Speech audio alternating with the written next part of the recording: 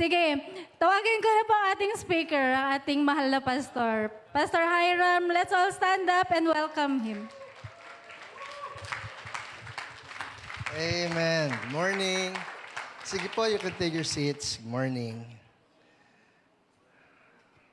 Nag-exam ka, Joy? Sa choir, hindi. Bagsak ka?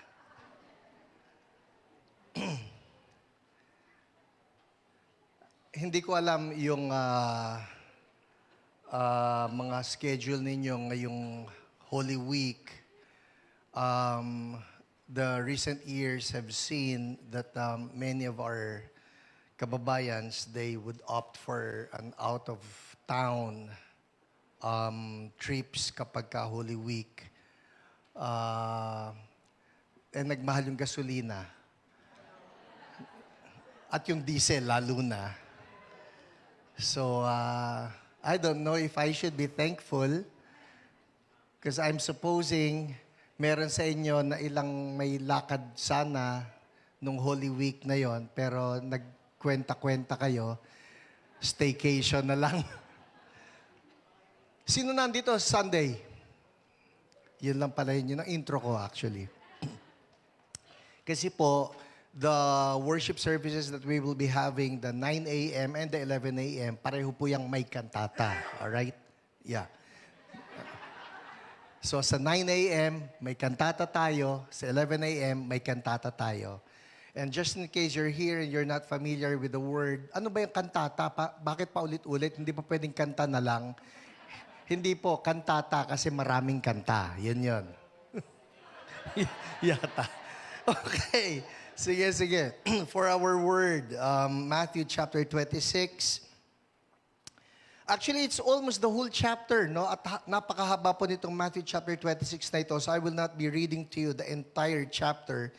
But I'll be telling you right now, we will be discussing from verses 1 to 46.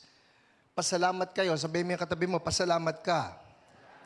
Alright? Bakit? Kasi hindi ko binuo. Dahil yung buong Matthew chapter 26 hanggang verse 75 po yan.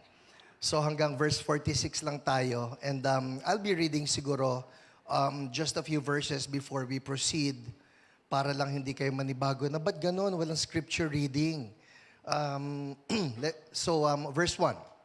When Jesus had finished all these sayings, he said to his disciples, "You know that after 2 days, the Passover is coming." Everybody say, Passover. "And the Son of Man will be delivered up to be crucified." Then the chief priests and the elders of the people gathered in the palace of the high priest, whose name was Caiaphas, and plotted together in order to arrest Jesus by stealth and kill him. I'm using the ESV, by the way, but they said, "Not during the feast, lest there be an uproar among the people." Doon muna tayo. Let us pray. Lord, salamat for the freedom that we have to read your word, meditate on it, learn from it. Once again, Lord, we come to you, and Lord, I confess I need you to anoint me. And I pray that you just anoint each one of us, that your word will not fall into dead ground, but instead, Lord, it will fall into fertile soil for each one of us. Even for those watching online, just speak to us in a very clear manner. The glory will always be yours. In Jesus' name, amen, amen. All right, the title of the message for this Sunday, The Holy Week Companions of Jesus.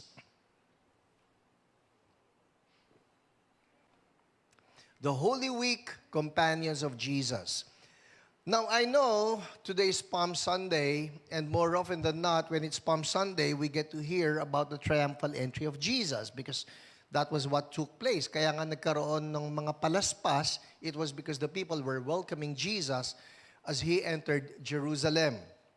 Pero napansin ko rin na ang nangyayari in most churches, including Church So Blessed, dahil nga Palm Sunday, so we get to discuss the entry of Jesus, the triumphal entry, yun ang magiging sermon.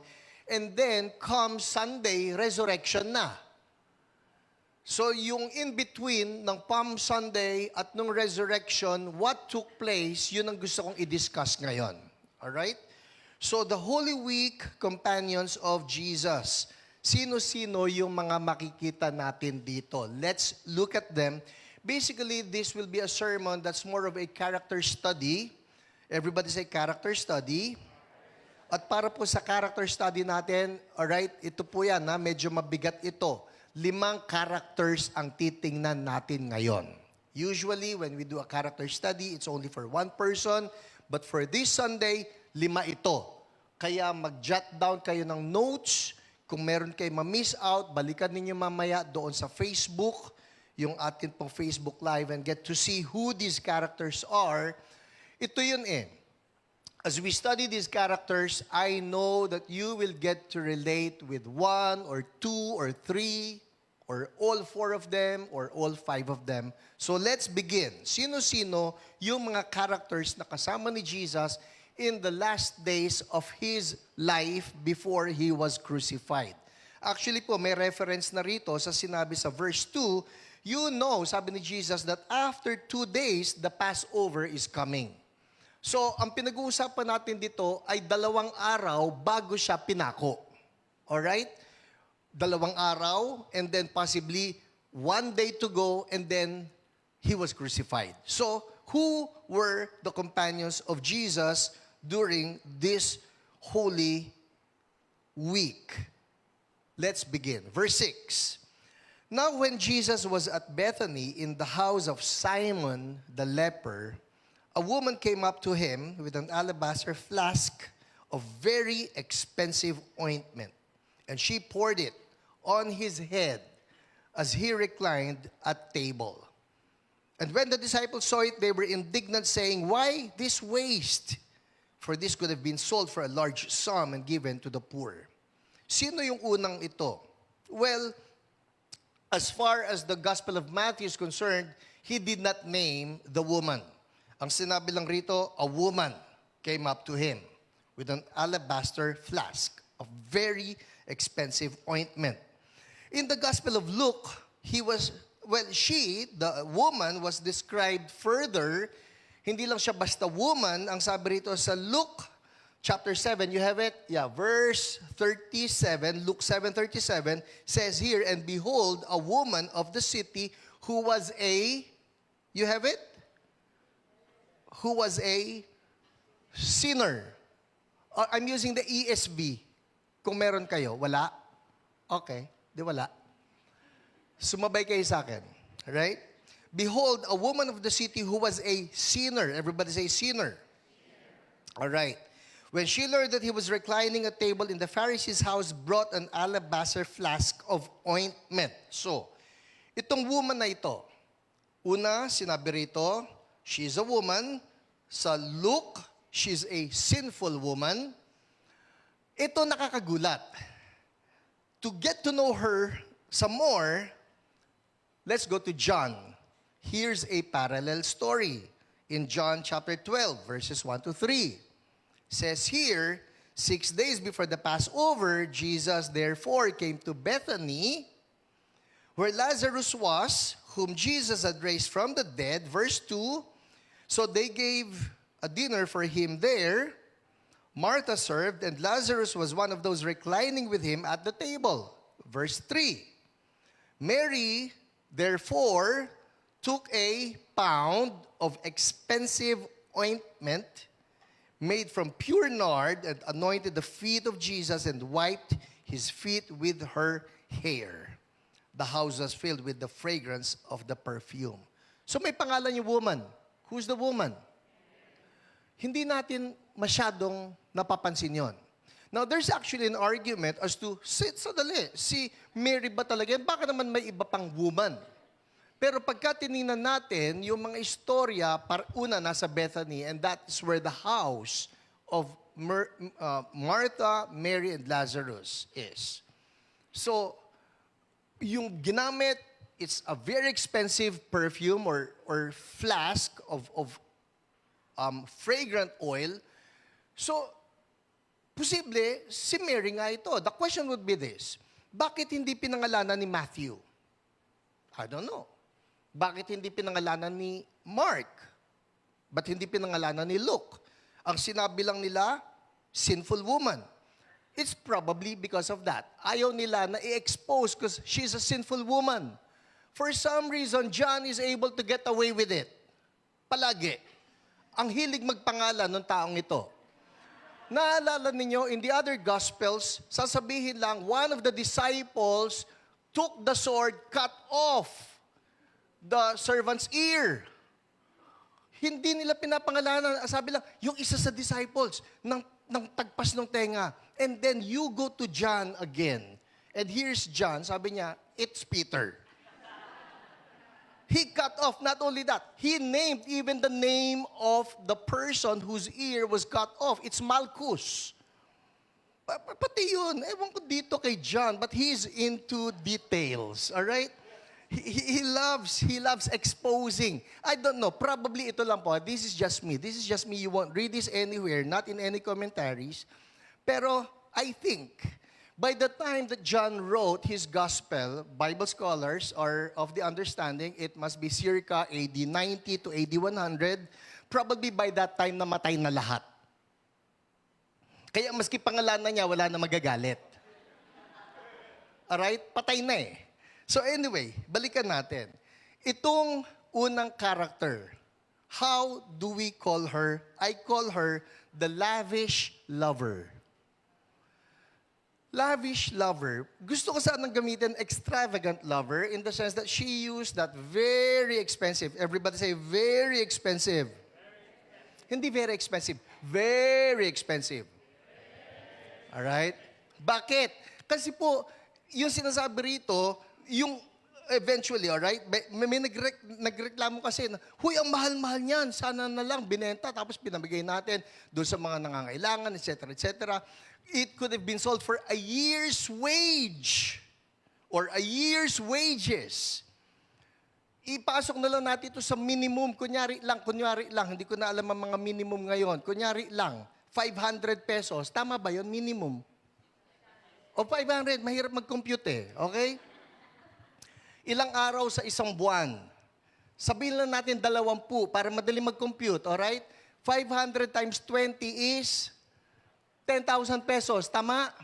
It times 12 months mo na lang. So that's what? Help me. 120,000 pesos. Isang bagsak na ganyan, ibinuhos mo yung pabango kay Jesus. That's extravagant. But she was showing her love for Jesus.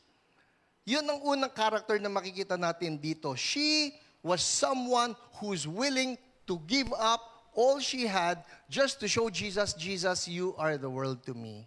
I love you so much.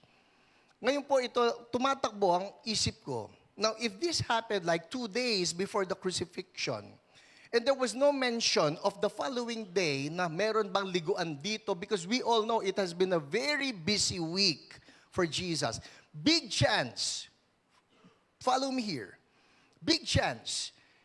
Ang sabi rito sa Matthew 26, in verse 7, a woman came up to him with an alabaster flask of very expensive ointment and she poured it on his head. Alright? Dito sa John, ang sinabi, poured it on his feet. Sadali, parang inconsistent yan, Pastor. Actually po, pwede nyo pagsama-samayin yung mga accounts na ito. So it was not just the feet, it was also the head. Meaning to say, it could have been flowing. Ang daming pabango eh. And it's oil and it's flowing. Hindi ito cologne, it's oil. And it's flowing. Ito pong iniisip ko eh. From that point on, until the night of his arrest, which would be the following night, that expensive oil was on the head of Jesus. And that expensive oil was on the feet of Jesus. That expensive oil actually flowed all over Jesus, so much so that even during the arrest, he was very fragrant. And all of the ugly things that happened to Jesus, na dinuraan siya, sinabunutan siya, tinanggal yung balbas niya, he was whipped, he was forced to carry the cross up to Golgotha, the place of the skull. And even as he was hanging there, everything was just ugly except for that fragrant oil. Naisip niyo na yon? Tapos ito pa ang pinampunas ng babae dito kay Jesus ay ang kanyang buhok. Well, guess what? Jesus was hanging there. He was suffering. The only thing that could be comforting to him would be the scent of that oil. At least may nasisinghot siya na maganda pa. At least may nasisinghot siya na mabango pa. And it is this. The fragrance that Jesus carried was the same fragrance that Mary carried with her. Why? Because she wiped it off with her hair. Something that I'm thinking of, when we do that, when we get to lavish Jesus with our love, we start to smell like Him. I want that. I want that we be lovers of Jesus so much so that when people look at us, they see Jesus. When people smell us, they smell Jesus. Yun bang, ewan ko narinig na ninyo yung kasabihan, yung pagka naging mag-asawa, nagiging magkamuka. Ewan ko, hindi ako naniniwala ron. Pero, ang alam ko lang, totoo, pareho kaming tumaba.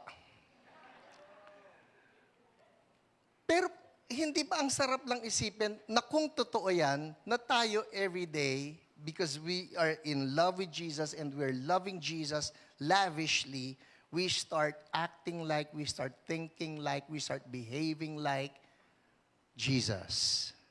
Tingnan mo yung katabi mo. Sabihin mo sa kanya, hawig mo si Jesus. Sino sa inyo gusto yon? Sino sa inyo gusto yon? O sino sa inyo gusto ang hawig mo yung nanghalik kay Jesus? Ayaw natin yon. Ayaw natin yan. Alright? So that's the first character here. I call her the lavish lover. Let's move on. The second character. Second character. Verse 17. Jump tayo. Now, on the first day of unleavened bread, the disciples came to Jesus, saying, "Where will you have us prepare for you to eat the Passover?" He said, "Go into the city to a certain man and say to him, 'The teacher says, my time is at hand. I will keep the Passover at your house with my disciples.'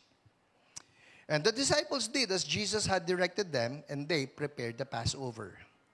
Ang gusto kong tingnan natin dito, yung sinabi sa verse 18. Go into the city to a certain man. Sino? A certain man. Sino? A certain man. Eto, maski saan nyo hanapin, maski kay Mark pa kayo, o kay Luke, o kay John, hindi na napangalanan talaga. Maski si John, wala nang binuking. Ay, si ano yan? Si Zobel de Ayala. Walang ganon. Alright? Sino lang siya? He is that certain man. The second character that we will find here, I call him the anonymous ally. Pwede naman yung iba pang salita. Nag-iisip ako ng A, pwedeng anonymous assistant, pwedeng anonymous alalay. Well, suffice to say, who would this man be? Says here that he was the one who provided the house where Jesus celebrated the Passover. Everybody say Passover. Alam po natin itong lahat, Passover would be the precursor, or that's where we get the practice of doing communion. So we have the Passover. We get to celebrate some denominations would call it the sacrament of the Lord's Supper. Many evangelical churches would call it the ordinance of the Lord's Supper or the communion. Itong taong ito, wala siyang pangalan, sinabi lang certain man, pero have you ever thought about this? This certain man, if not for the house that he allowed Jesus to use, it's highly possible that the Lord's Supper, the sacrament or the ordinance of having the Passover meal celebration, do this in remembrance of me. Take this bread, take this fruit of the vine, and as you do, remember me. But if this certain man was not there, and he did not offer his place to Jesus, could it be possible that we will not be able to celebrate even that Lord's Supper? Nasusundan niyo? Meaning to say that there are occasions wherein we may remain anonymous, hindi ka kapansin-pansin, wala kang position sa church, you're just one of the attendees of Church So Blessed. Sino yun? Hindi ko kilala eh. But for all you know, you may be doing something that is just of a great value to the church and to the kingdom of God and unknown to you because you volunteered, because you are an ally to Jesus. Many others, hundreds of others, thousands of others, even millions of others have benefited and you don't care if your name is even mentioned. Ito yung mga bayani na nasa loob ng church. Matter of fact, ako po, sobra ang aking pasasalamat. And it's one of those things that I never want to see gone or replaced in the culture of Church So Blessed. It is that we have volunteers. And these volunteers actually make tremendous impact for the church and for the body of Christ. Kunyari lang, pinag-usapan natin yung mga ushers na nandyan, bubungad sa inyo. Sa umaga pa lang, nginitian kayo. Sino sa inyo nagdaan using the ground floor? Taas ang kamay. Ay, na. Yung iba, lumipad kayo. Lahat tayo dumaan ng ground floor. Nakita nyo na may nambabati sa inyo. Lalo na sa 9 a.m. Even before those people started arriving, nandyan na sila, may hawak na sila, nakangiti na sila, naligo po yung mga yan. Nagsuklay yung mga, yung isa nagpagupit pa. Ang lakas naman. Para lang mabati. May, sino yun? I don't know. Just a certain man. Yung mga nakaupo sa tech na nagbabato ng mga verses dito, the praise team that they get to do practice every Saturday, the choir, these are unsung people, but they're the allies or the alalays. They don't care. Kung minsan, pagka hindi napansin sa church, may tampo, hindi mo na, mo yan. Sinabi na nga kanina, 10 ang kamayan eh. 10 maski isa walang kumamay sa akin. But these are the people who don't really care. They just want to contribute to advance the kingdom of God. That's the certain man. Yun ang hinahanap ni Lord eh. Kung minsan, may pataasan na nangyayari, but we don't need that. Jesus says that the greatest in the kingdom would be the servant of all. Amen. Meron ba kayong pwedeng i-volunteer diyan? Baka meron naman kayong building na pwedeng, Pastor, ito yung building, i-volunteer ka na. Basta, I will remain anonymous. No problem po, I can keep secrets. But these people, anonymous ally, this man made a significant impact for the cause of Jesus. I'm reminded of Charles Finney. Hindi po yung anak ko, yung urig. Alright? If you are knowledgeable about church history, you would know that Charles Finney made a tremendous impact in the history of the church, particularly in the aspect of revival. Yung tinatawag nilang Second Great Awakening. Because there was the First Great Awakening, that would be the one that was spearheaded by John Wesley, Charles Wesley, George Whitefield, those guys. The Second Great Awakening, andun po si Charles Finney and the impact that it had in many states and even crossing the Atlantic Ocean going into Europe, it was just glorious. Pinag-uusapan dito kung paano yung conviction ng Holy Spirit will just come and fall on people and they'll just cry and groan and travail. The fear of the Lord was brought back to the church. Isipin ninyo yung mga eksena ng Acts chapter 5. You remember in Acts chapter 5, itong si Ananias at si Sapphira na pareho namatay kasi nagmukhang Fira. Diba? Yung mga ganong eksena, we would think na, ay, sa Acts chapter 5 lang nangyari. No. In the Second Great Awakening, that happened. Na may mga tao talaga na tatamaan ng conviction ni Lord. And even those who were opposed to the revival, sometimes they will fall, drop dead. Just like that. At nakilala po si Charles Finney as one of those carriers of the glory of God. But unknown to many people, na, ang tindi naman ng Charles Finney kung saan siya magpunta, yung mga tao nag-iiyakan, conviction of Holy Spirit will fall upon them. Unknown to many people, Charles Finney, wherever he goes, before he arrives, meron po siyang isang assistant. Actually, itong assistant na ito would remain anonymous. Hindi siya magpapakilala. Pumupunta siya, kunyari nabalitaan niya na ang susunod na pupuntahan ni Charles Finney would be somewhere in Philadelphia. Ang gagawin nitong the name is Father Nash. Alright? Hindi po siya pare, siya po pastor ng Episcopalian Church because that's how the Episcopalians would call their ministers, their fathers, not pastors. So, si Father Nash volunteered na I will be your intercessor. So wherever Charles Finney is scheduled to preach, a week ahead or 2 weeks ahead before Charles Finney even comes, nandun na siya, nagpe-pray na siya doon sa lugar na yon.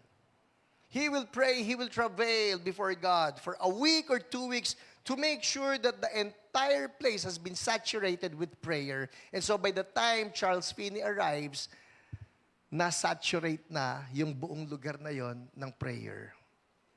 Pero, pagka pinag-usapan natin ng revival, seldom mentioned. You won't even read the name Father Nash. You won't get to recognize him. But it's okay. The important thing is, we are able to advance the kingdom of God. Amen? Sabihin mo yung katabi mo, okay lang sa aking anonymous. Ang dami pong ganyan. You have the Moravian missionaries who died in foreign lands. They did not care if their names are written down in history. Ako, ang isa sa mga hinahangaan ko, hindi isa, marami sila, yung mga pastor na pupunta doon sa mga baryo-baryo where the gospel has not been preached before.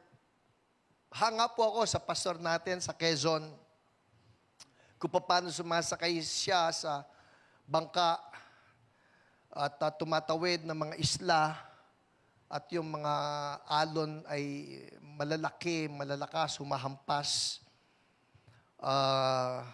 Hanga ako sa mga ganon. Sabi ko, ako, mahina loob ko pag nakakita na ako ng dagat. Nag-i-imagine ako na may pating. Nag-i-imagine ako na may shokoy.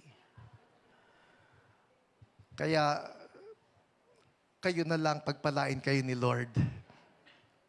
But these anonymous people, they are making tremendous marks for the kingdom of God. So we can be that. Na hindi naman kinakailangan mapangalanan ka na itong ministry mo, head ka nito, but you're just making some impact for the kingdom of God. Amen. At pastor, wala na puno na lahat ng ministry. Mag-isip po kayo, meron si Lord i-reveal sa inyo. For those of you who may not have heard my story, yung unang-unang ministry ko sa church. Of course, not Church So Blessed. I was 16 years old back then. Pero ang unang-unang ministry ko noon ay taga Salangsang ng Silya. At yun yung kaya ko eh. Hindi ko alam yung mga instrumento na ganyan, pero kaya kong magsalangsang ng silya. And back then, the church that we went to, it was for a short time lang naman na nandun kami sa Alimol, Skate Town. Sino sa inyo alam yung Alimol? Yung iba talaga, no? Saan yun? Dati po sikat ang Cubao. Pastor, sobra naman dati. Opo dati. May Alimol. Doon sa taas may Skate Town. At yung Skate Town na yun, every Sunday morning, lalatagan mo yan ng 1,500 chairs. Ang mga silya noon, hindi pa usang monoblock.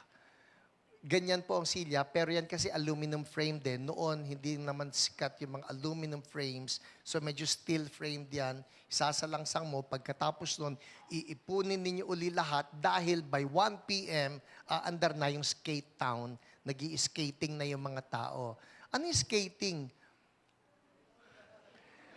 Roller skates. Alright? Roller skates. Hindi roller blades or ano. Roller skates. So, mabilis po yun. Pagkatapos, isasalangsang mo uli lahat, ipunin mo.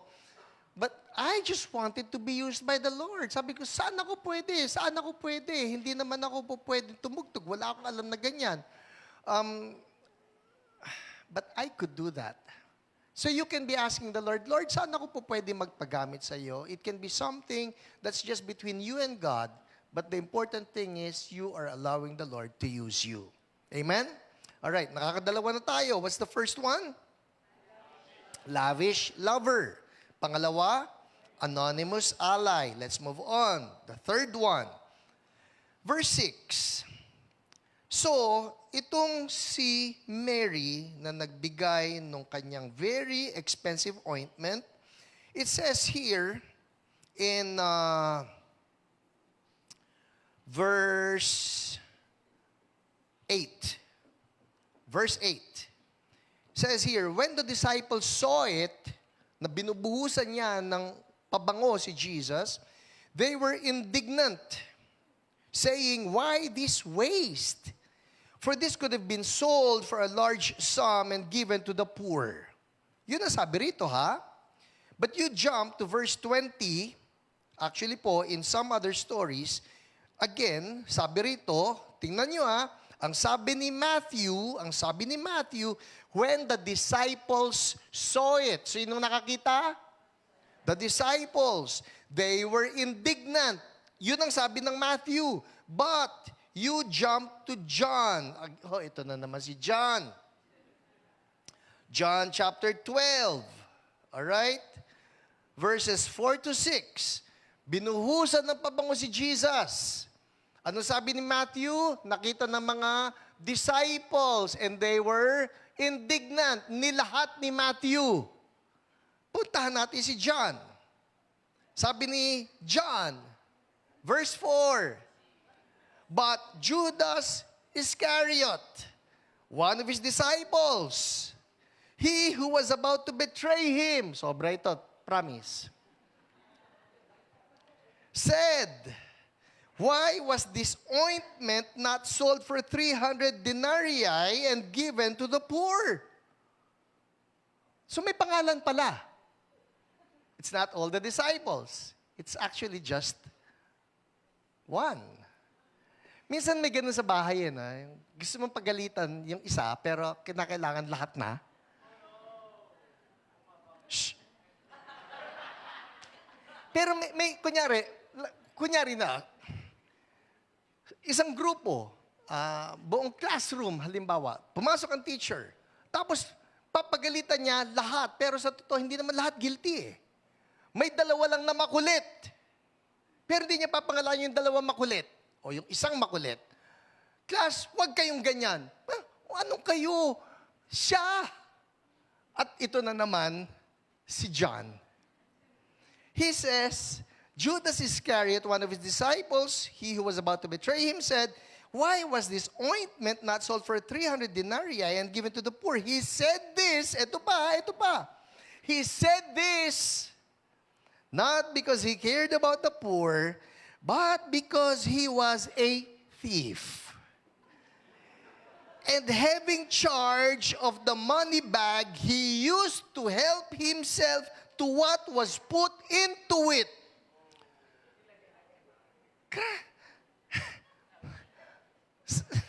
Sabi ni John, yung sinabi ni Matthew na, may nagreklamo kasi binuhusan ng pabango si Jesus. Si Judas yun. Si Judas Iscariot. Ang totoo, hindi lang naman yun, nangungupit yun.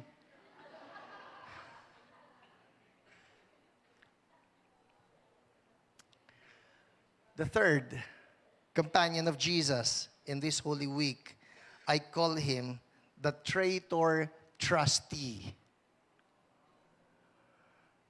Isipin ninyo, this actually makes me wonder. Alam ni John na nangungupit. Alam ni John He used to help himself with the money bag. Kaya meron tayong kasabihan ngayon, yung supot ni Judas. Yan Pag kayo treasurer, huwag kayong papayag na sabihin, siya yung may hawak ng supot ni Judas. Pero, nangungupit siya. Alam ni John. Ito ang tanong ko, alam kaya ni Jesus?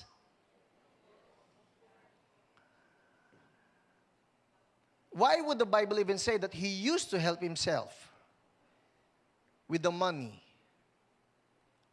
he gets from the money bag? And yet, he held that position of trust.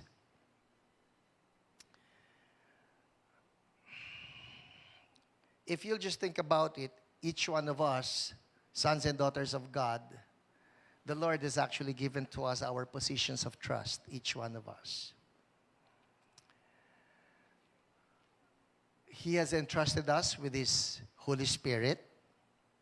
He has entrusted us with His anointing. He has entrusted us with His power and authority. May binigay sa atin Sabi mo yung katabi mo, ikaw, binigyan ka ni Lord. Alright? Who believes that the Lord has given to you a certain portion of anointing? Tayong lahat. I've been preaching that time and time again. Every Christian is anointed. Pero ito yun Even as the Lord has given us something that He has entrusted us with, how many times have we also betrayed the Lord? In the sense that we are not faithful to Him. Ito yung isang kwento. So, Luke chapter 22, here's an insight into what was going on with Judas. Sabi rito, verse 3, Luke 22, verse 3.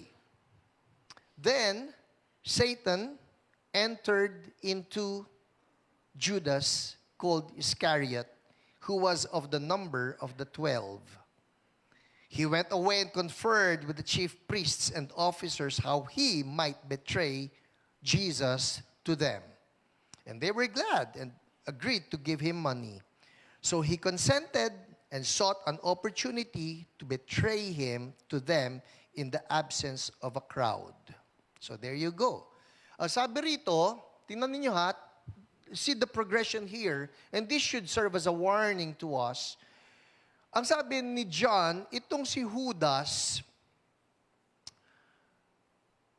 he used to help himself with the money bag. Meaning, nangungupit siya. Okay?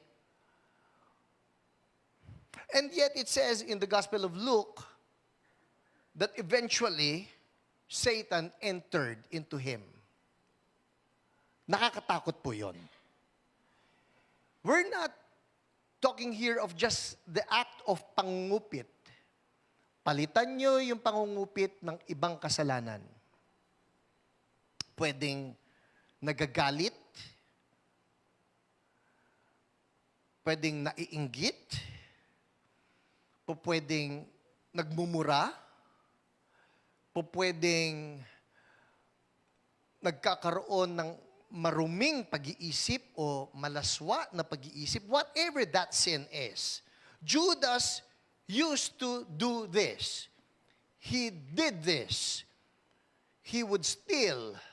Now, remove that term steal with he would be mad or angry or unforgiving or lustful or envious or greedy. Whatever that sin is, ito yung nakakatakot. You allow that sin to pester you and stay in your life, and the next thing you know, Satan entered into him. This will explain, this is the dynamics of having the need for deliverance.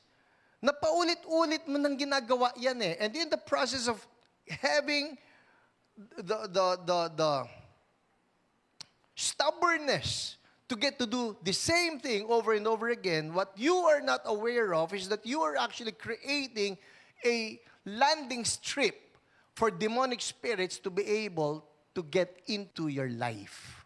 And then we wonder, bakit nagkaganon? Hindi ka nagsisi kaagad eh. Which is why the Bible says that we are not to let the sun go down in our anger and do not give the devil a foothold. Si Judas po, ang nangyari sa kanya, mayroon na eh. Kumbaga, parang ganito lang yan eh. Nandito ang demonyo, naghahanap, saan ako po pwedeng pumunta? Saan ako po pwedeng pumasok? Sino ba dito? And you will be surprised here. Actually po, and this will lead me to the fourth character. Pero dito makikita ninyo, tinarget ni Satan si Judas kasi nakita niya, ito, meron ng practice of sinning. Which is why it is important for us that the moment Holy Spirit starts convicting you, anak, hindi ko gusto yung pagtatanim mo ng sama ng loob. Anak, hindi ko gusto yung pagiging inggitero mo. Anak, hindi ko gusto yung mga pinapanood mo na lustful or witchcraft movies or games. I want you to stop it. But you keep on being stubborn, and next thing you know, Satan was able to enter into him. And then we wonder, ba't gano'n hindi ko mapigilan? Kasi dati-rati, it's just you. But this time around, Satan was able to have a stronghold in your life. So that's the traitor trustee. And we look at this, Lord, ako po pinagkatiwalaan ninyo, am I betraying you? The answer would be every time that we get to choose sin over Jesus, yes, we are betraying Him. At malungkot yun. Which is why it is very important for us that at the sight of sin or at the sight of evil, that we will just make that decision, no, I'm taking every thought captive and make it obedient to Jesus. Alam na ninyo ito, na-sermon ko na, when that thought comes upon you, you can do this. Alright? Practice ulit. Gawin natin. May evil thought. Magalit ka. We take every thought captive. That's what I do. Dati po, OA pa ako. May ganyan pa. In Jesus' name. In Jesus' name. Maski may kausap pa ako noon, ha? Kausap mo ako, kunyari, Pastor, gusto mo bang kumain ng sinigang na baboy in Jesus' name? Alright? Dati may ganun pang OA, ngayon hindi ganun. Opo naman. But take every thought captive. If you know that it is something that will not be pleasing to God, practice uli. Everybody, may thought na gustong pumasok sa iyo, magalit ka. Sabi, ituloy mo yan, panoorin mo, sige. No. In Jesus' name. We take every thought captive, make it obedient to Jesus. Move on to number 4, the fourth character here, verse 31. Review, what's number 1? Who wants to be a lavish lover for Jesus? That's good, that's good. Number 2?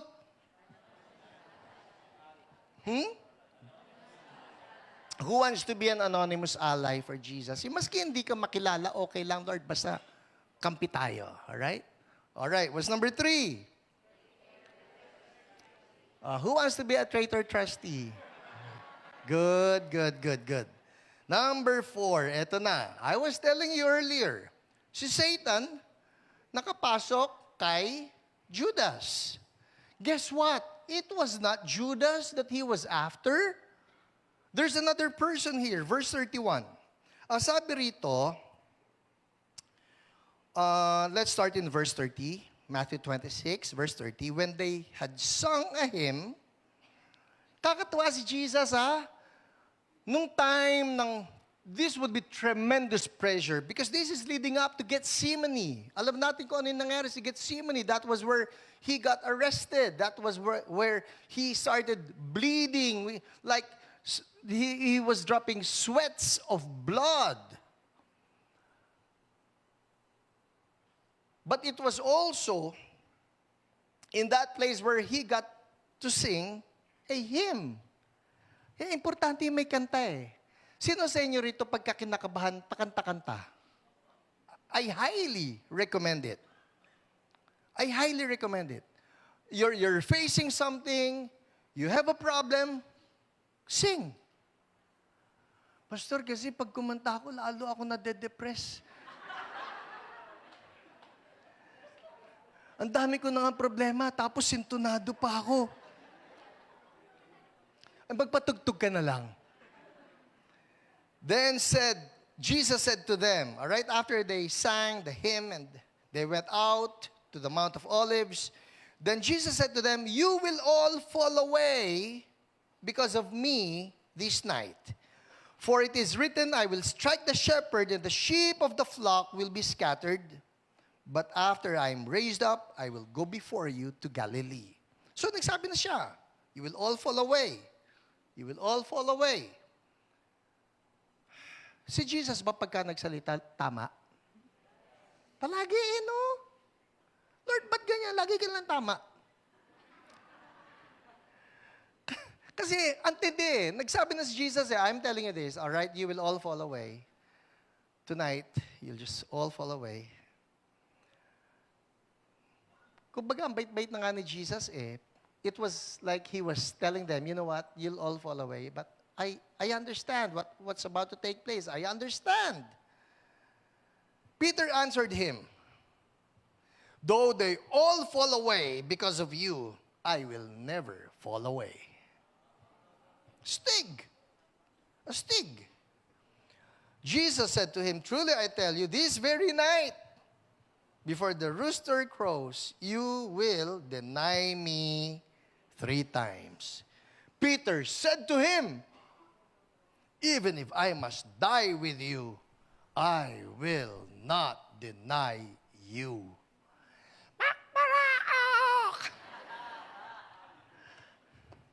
Who do we have here? He is the 4th character. I call him the fickle friend.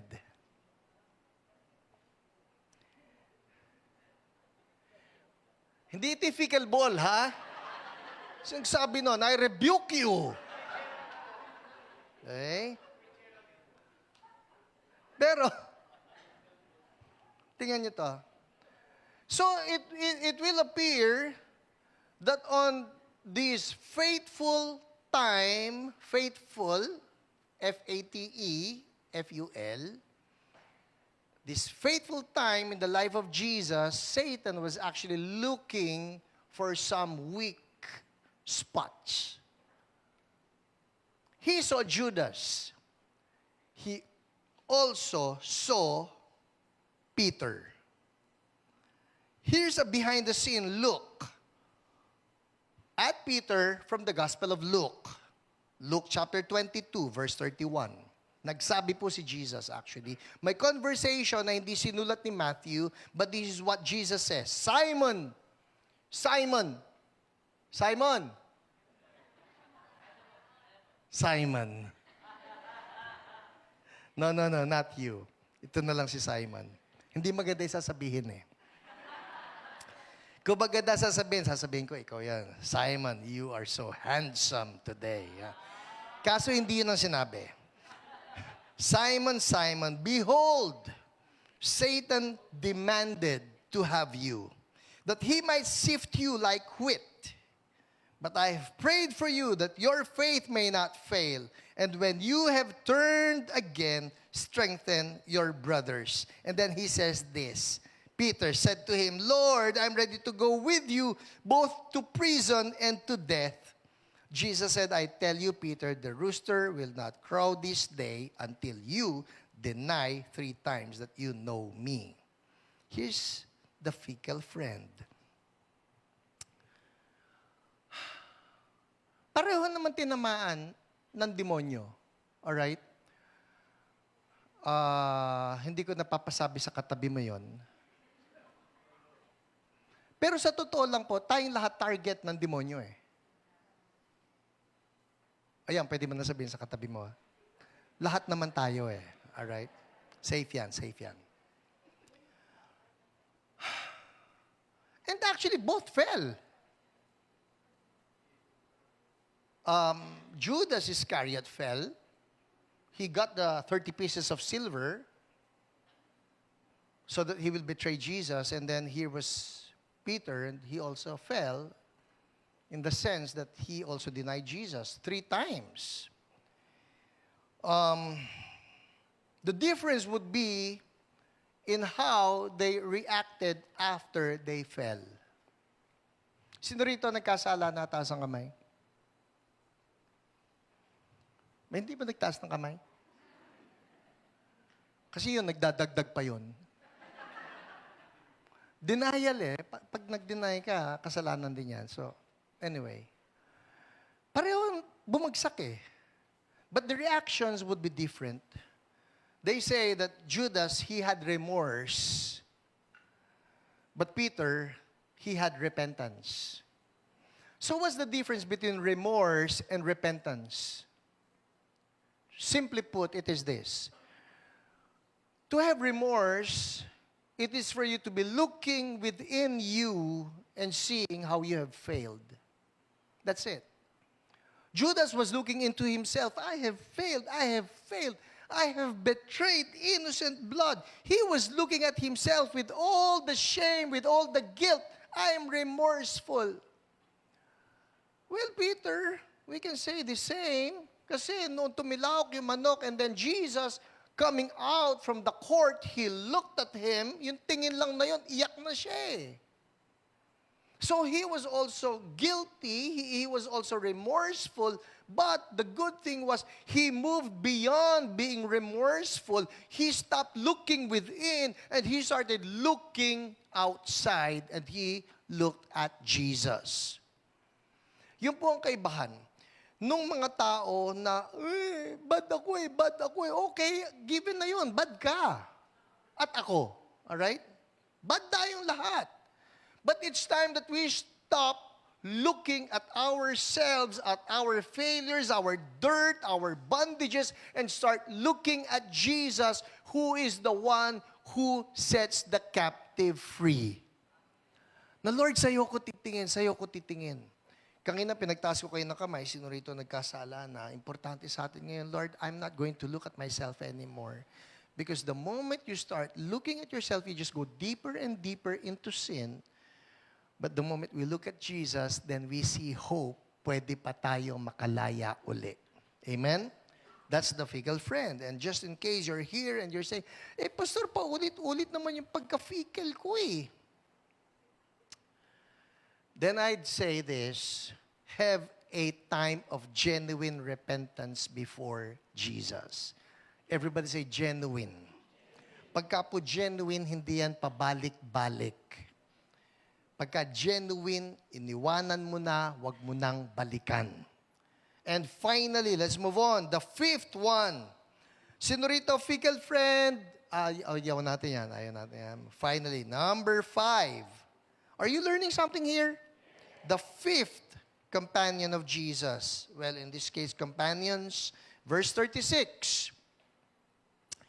Then Jesus went with them to a place called Gethsemane, and he said to his disciples, "Sit here while I go over there and pray." Tingnan nyo Jesus was with his disciples. Sino kasama niya? Disciples. All 12 of them. Well, 11 of them because Judas has already gone to the chief priests. He got his 30 pieces of silver. So 11 of them. Jesus went with them to a place called Gethsemane. He said to his disciples, "Sit here, dito kayo, while I go over there and pray." And taking with him Peter and the two sons of Zebedee. Sino yung dalawang anak ni Zebedee? Si James at si John. Alright? Sila pala yun. Opo. So you have Peter, you have James, you have John. He had the 11 with him. He tells the 11, "You stay here while I go over there and pray." Pero, kayong tatlo, hali kayo. Ewan ko sa inyo, pero kunyari, 11 kayo, and then Jesus sets aside the 3 and tells the 3, "Psst, kayo lang kayong 8, stay. Kayo lang 3, come." Anong feeling ninyo kasama kayo sa 3 na pinili? Di ba parang, parang, change me. Di ba? Ibahin niyo ako.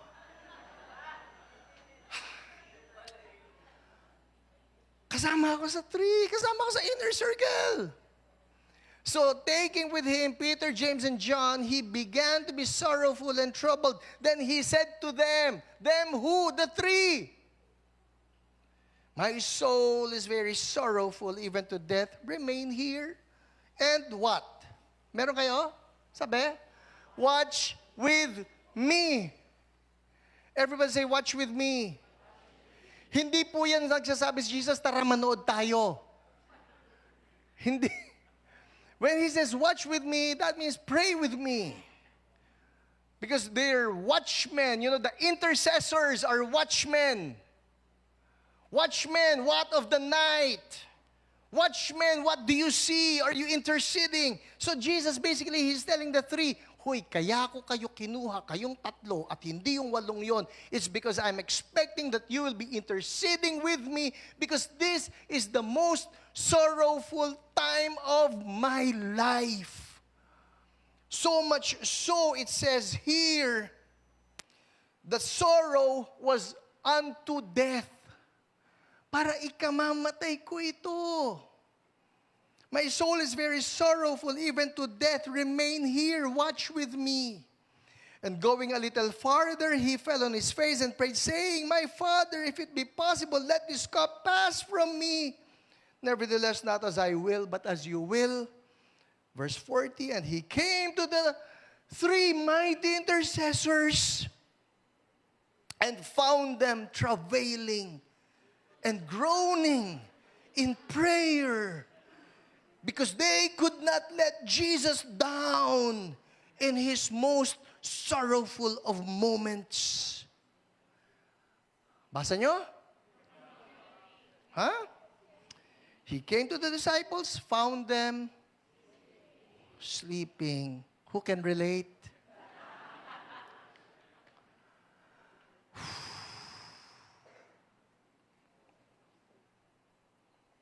And he said to Peter, eto na naman si Peter.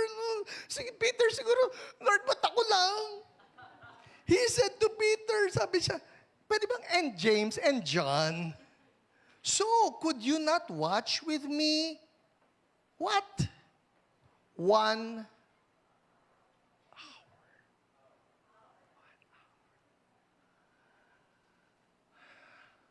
Who prays for an hour every day?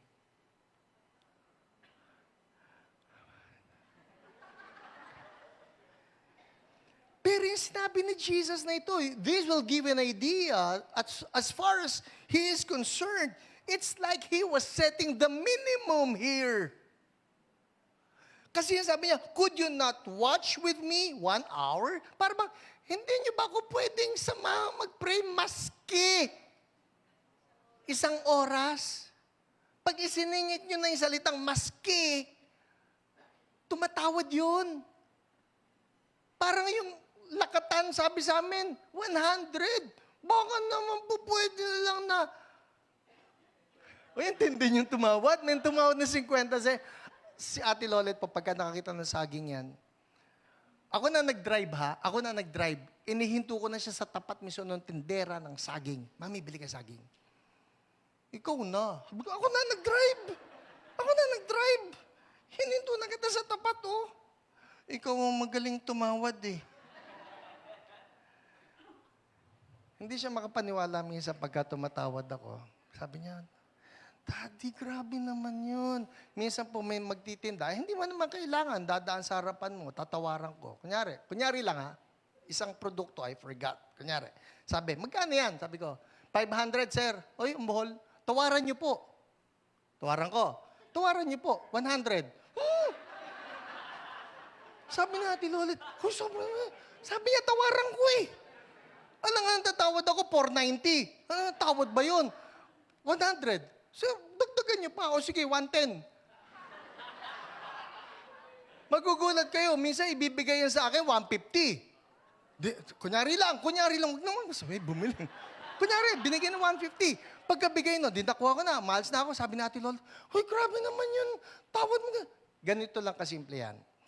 Hindi niya ibibigay yan, kundi siya tumubo.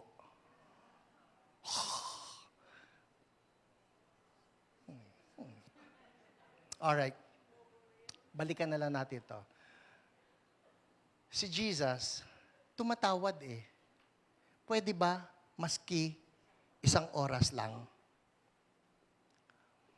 Pastor, sobrang eh. Daily bread nga, hirap na ako eh. 3 minutes lang yun.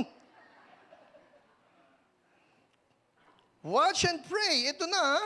Could you not watch with me 1 hour? Verse 41.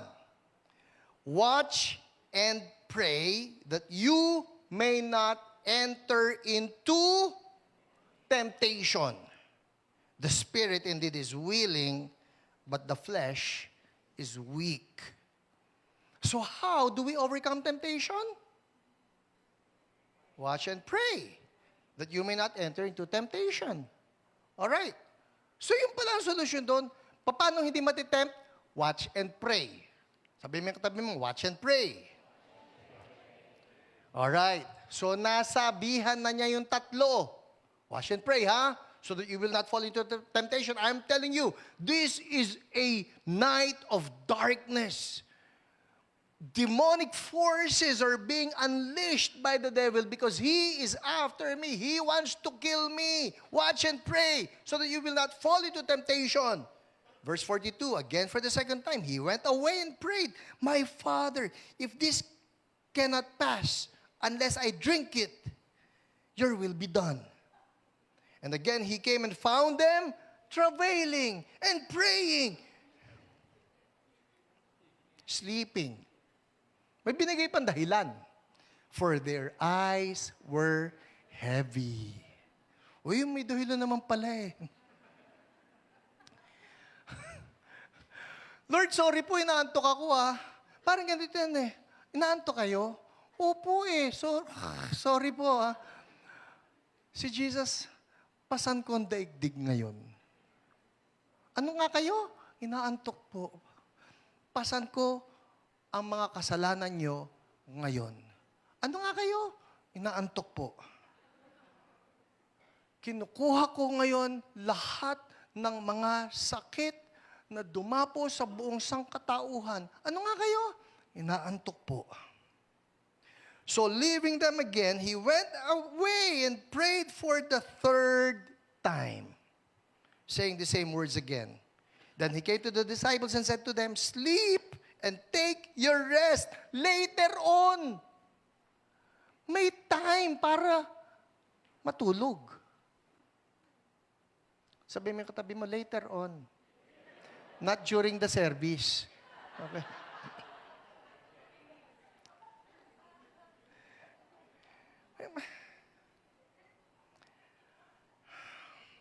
Who do we have here?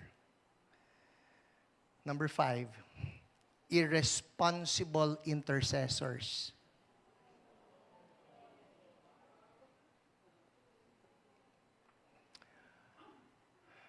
And right now, let me just say this.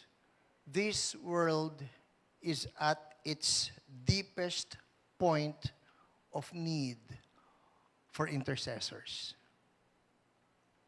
I don't know about you if you're just hoping na sana tumigil na yung gera sa Iran. Ang mahal na ng diesel, no? 120. Sa inyo ba 120? Sa amin 120 eh. Yata. Ang mahal na ng gasolina. Sana huminto na yung gera. Sana. Ganito po yan Who's praying? Well, I'm just hoping that Iran will surrender. Who's praying? Well, I'm just hoping that Donald Trump will make the right decisions. Who's praying? Well, I just hope that the alliance between the United States and Israel will be as strong as ever, that it will not crack under pressure. Who's praying? Well, I hope. Ganito po yan eh. Pwede bang palitan natin yung I hope ng I pray? There are so many things that are going on in this world, so many things that are going on in this nation. Gusto ko yung impeachment. Ayoko ng impeachment. Gusto ko. Ayoko. Who's praying? Who's praying for the church? The body of Christ? Who's praying for Church So Blessed? Huy, by the way, sino sa inyo looking forward doon sa bagong building natin? Who's praying? Sana malaki. Sana malamig. Sana may room na kami. Sana may parking. Who's praying? Even the small details, who's praying? Who's praying for your pastors? Who's praying for the daughter churches? Who's praying for all of the ministry heads? Who's praying for the ministers? Who's praying? Jesus says, watch and pray that you may not enter into temptation. The spirit indeed is willing, but the flesh is weak. Imagine yourself now, ito ang nakapaligid kay Jesus in the last moments of His life before His crucifixion. Nasan ka ron? Let's all stand up. Pwede ba i-post natin yung 5 dito? And I want you to get a partner right now. Get a partner. And I want us to be praying. Because Jesus is still looking for some good companions. I suppose, hindi ko na kinakala-explain dito, Lord, gusto ko maging lavish lover. Tama? Gusto natin yon? Ha? Huwag niyo akong takutin. Lord, gusto ko maging lavish lover. Lord, gusto ko maging anonymous ally. I don't care about the names. Lord,